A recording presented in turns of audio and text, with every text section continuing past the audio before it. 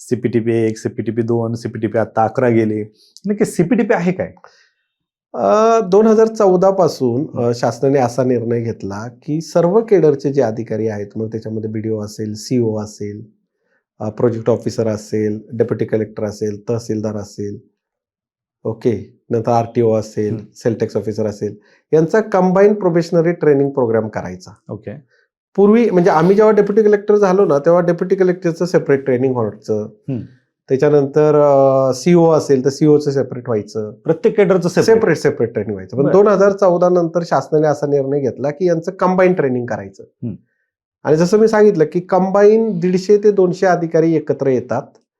त्यांचा 2 वर्षाचा आपला CPTP प्रोग्राम असतो.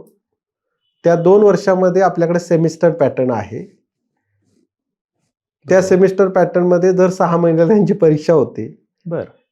4 सेमिस्टर किंवा 4 परीक्षा दिल्यानंतर त्यांना आपण MA डेव्हलपमेंट ऍडमिनिस्ट्रेशन नावाची डिग्री देतो. आपण टायअप केलेले आहे. पूर्वी गोखले मुंबई विद्यापीठाशी टायअप होतं, आता गोखले इन्स्टिट्यूटशी टायअप आहे.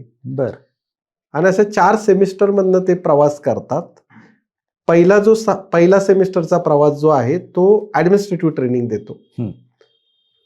त्याच्यामध्ये त्यांना 2 महिने आपण ट्रेनिंग देतो.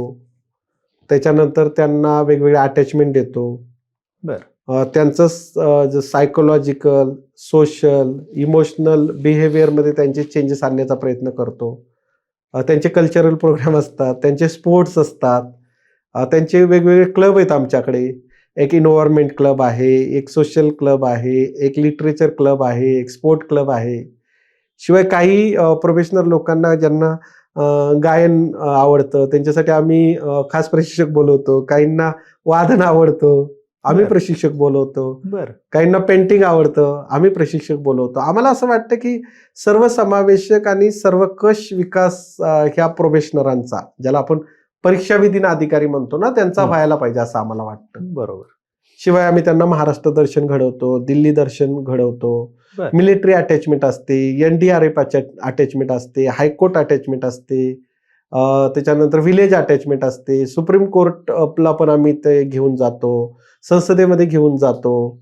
त्यानंतर MRA नावाची एक संस्था आहे माथेरानला, पाचगणीला, तिकडे आम्ही घेऊन जातो. ओके, तर अशा प्रकारे त्यांचा सर्वांगीण विकास पहिल्या सेमिस्टरमध्ये करतो. दुसरी सेमिस्टर आली की दुसऱ्या सेमिस्टरमध्ये मग टेक्निकल सुरू होतं. पण दुसऱ्या सेमिस्टरला मात्र मग ते थोडेसे वेगळे होतात. म्हणजे DYSP वेगळे होतात, तहसीलदार वेगळे होतात, डेप्युटी कलेक्टर वेगळे होतात, RTO वेगळे होतात.